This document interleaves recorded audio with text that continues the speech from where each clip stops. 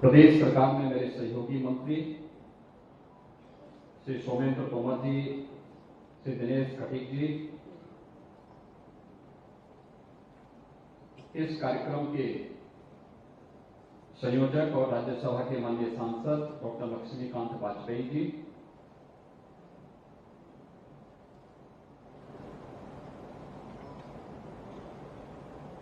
सचिव आयुष मंत्रालय भारत सरकार वैद्य राजेश कोटेचा जी,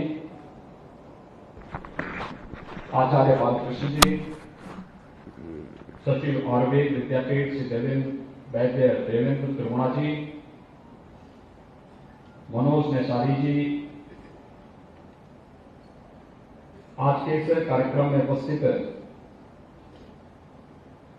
सभी माननीय जनप्रतिनिधिगण, देश और प्रदेश के अलग अलग अंचलों से यहां पर उपस्थित आयुर्वेद के सभी हमारे विशेषज्ञगण और उपस्थित भाइयों बहनों, मैं देश के आदरणीय उपराष्ट्रपति जी का और उनकी धर्मपत्नी आदरणीय डॉक्टर सुदेव धनखड़ जी का अपने ऑफिशियल विजिट में प्रथम बार उत्तर प्रदेश आगमन पर उत्तर प्रदेश वासियों की ओर से हृदय से स्वागत करता है और अभिनंदन करता है।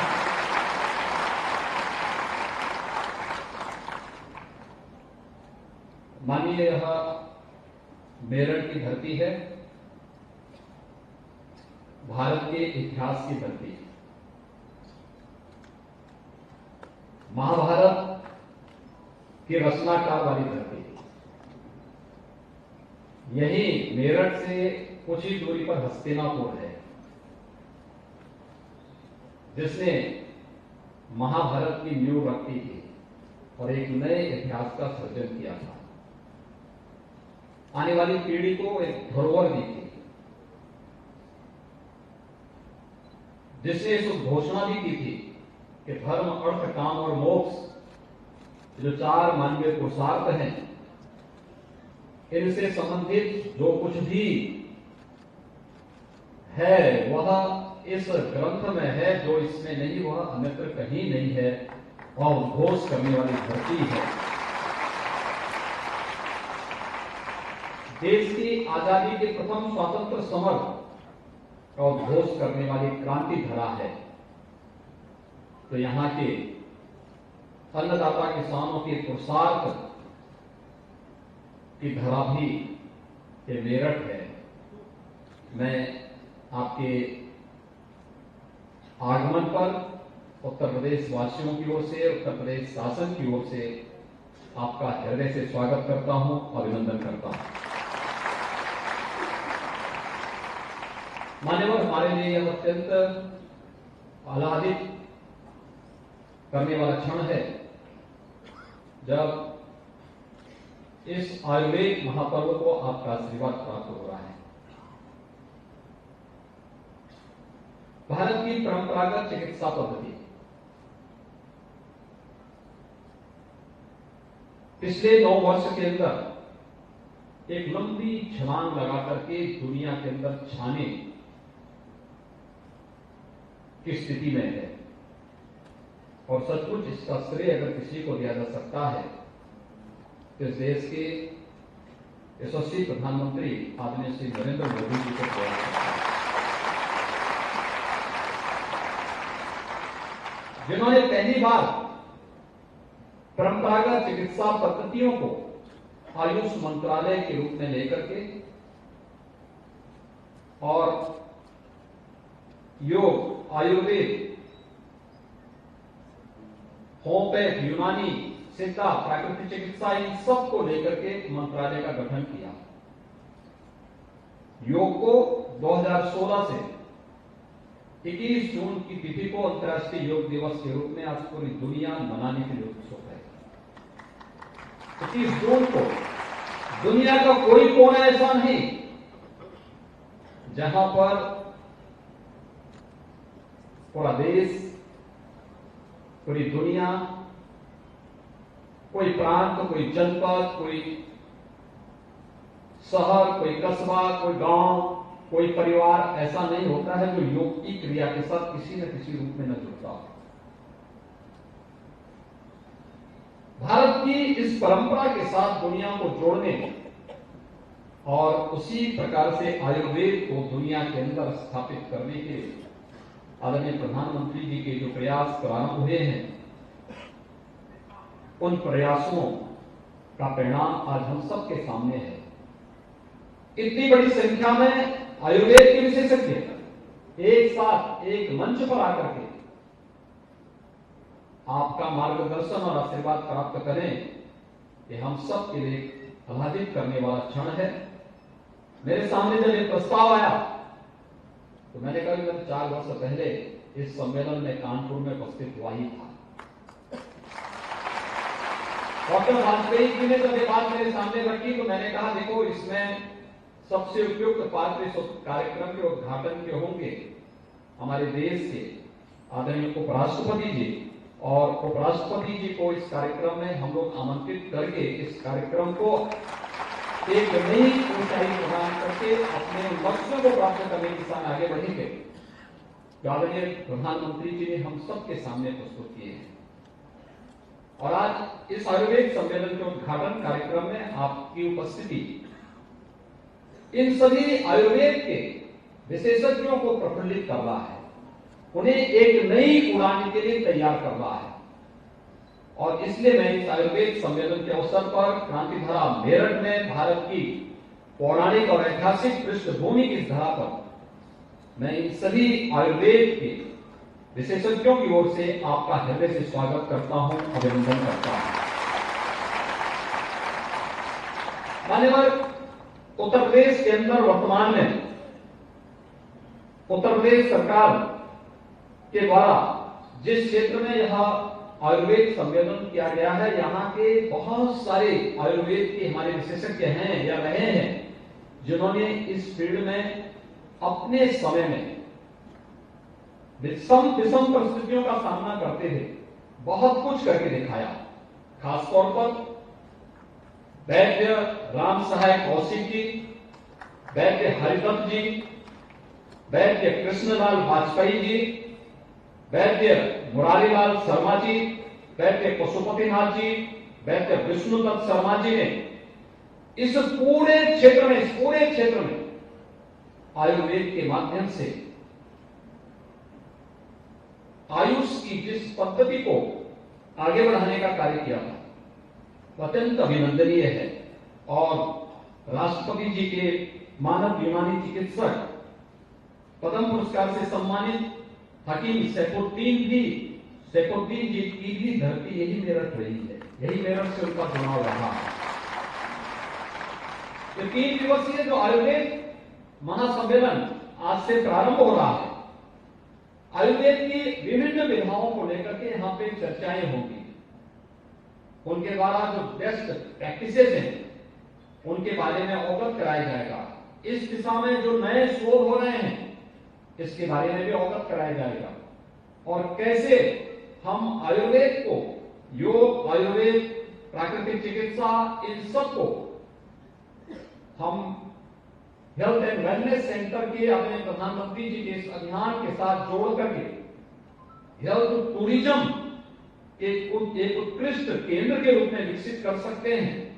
इन सभी मुद्दों को लेकर के 3 दिनों तक यह महासम्मेलन यहाँ पर होने जा रहा है। इस सम्मेलन के माध्यम से आज मैं अवगत कराना चाहता हूं कि आदरणीय प्रधानमंत्री जी ने 9 वर्ष पहले आयुष मंत्रालय के गठन के साथ जिस भारत की परंपरागत चिकित्सा पद्धतियों को प्रोत्साहित करने के लिए कार्यक्रम आगे बढ़ाए थे, आज उसी का परिणाम है कि उत्तर प्रदेश के अंदर हमारे पास 3,959 आयुष चिकित्सालय संचालित हैं, जिनमें आयुर्वेद के 2,110, होम्योपैथ के 1,584, यूनानी के 254 चिकित्सालय हैं तथा 50 बेड के 11 एकीकृत आयुष चिकित्सालयों के माध्यम से भी प्रदेश के अलग अलग क्षेत्रों में हम संपूर्ण आरोग्यता के लक्ष्य को प्राप्त करने की दिशा में कार्य कर रहे हैं।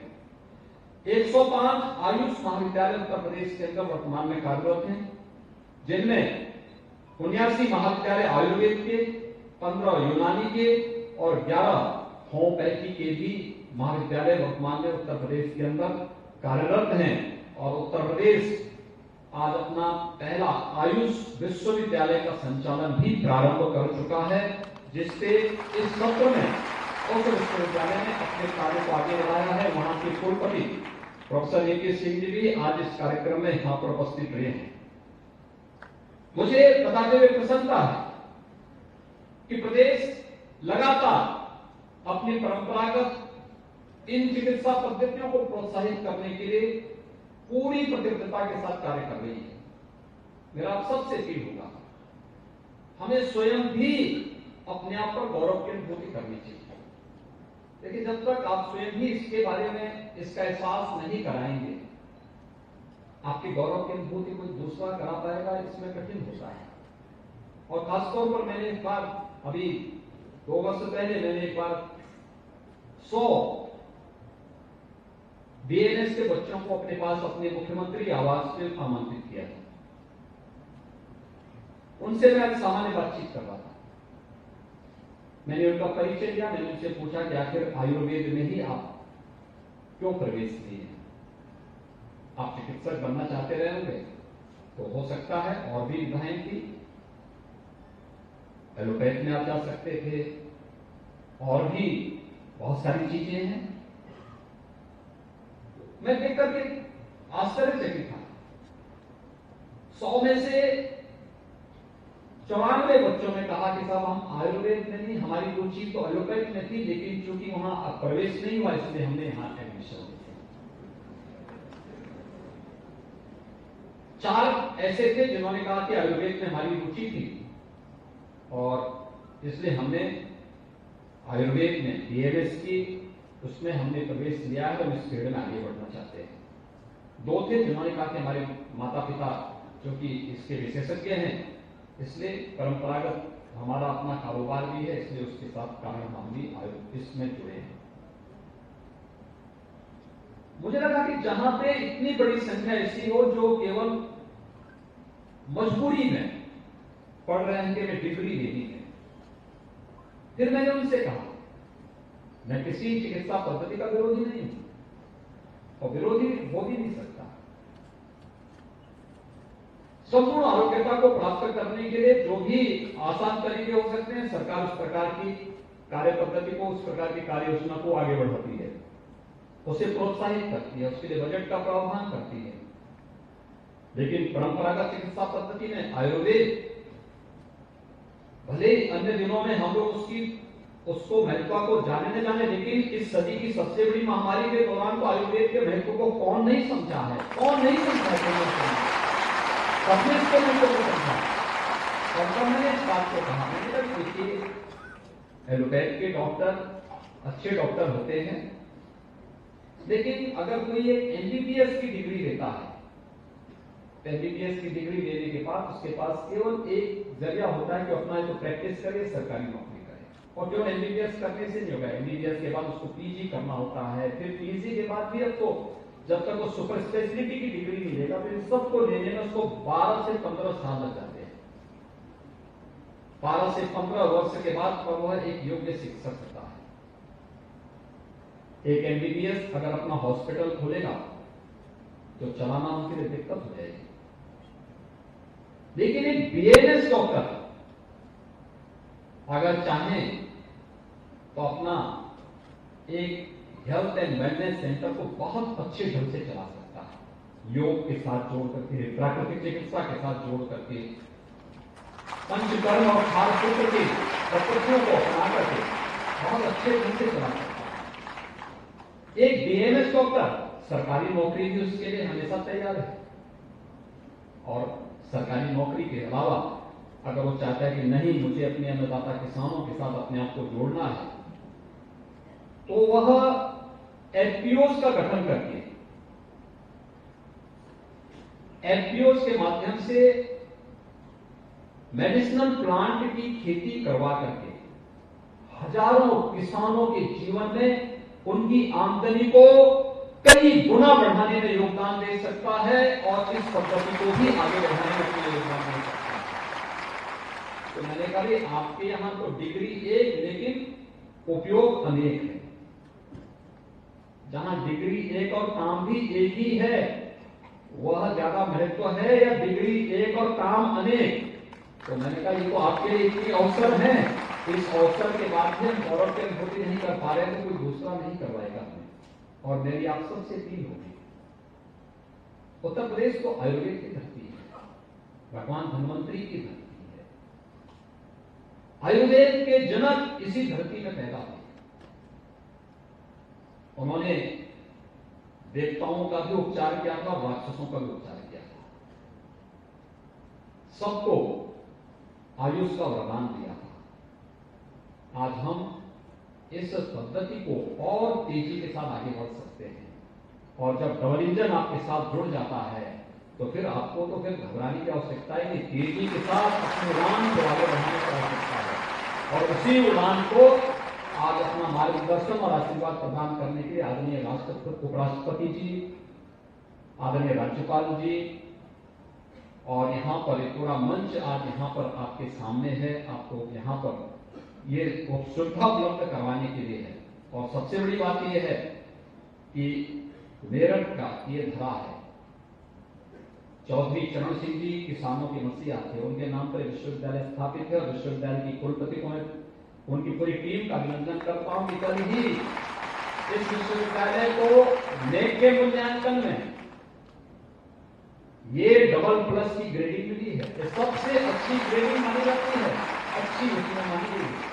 और आज आयुर्वेद का सम्मेलन इस बात की गवाही दे रहा है कि जैसे विश्वविद्यालय ने उत्कृष्ट ग्रेडिंग लेकर के नेक के मूल्यांकन में अपने आप की उत्कृष्टता को साबित किया है, ऐसे ही आयुर्वेद भी उस प्रकार की ग्रेड को प्राप्त करने के दिशा में कार्य करेगा। मैं एक बार फिर से आदरणीय उपराष्ट्रपति जी का, उनकी धर्मपत्नी आदरणीय डॉक्टर सुदेश धनखड़ जी का, प्रदेश की आदरणीय राज्यपाल महोदय का, आयुर्वेद सभी आयुर्वेद के विशेषज्ञों का एक बार फिर से प्रदेश सरकार की ओर से, उत्तर प्रदेश की जनता की ओर से हृदय से स्वागत और अभिनंदन करते हुए अपनी वाणी को यहीं पे विराम देता हूं। धन्यवाद। जय हिंद।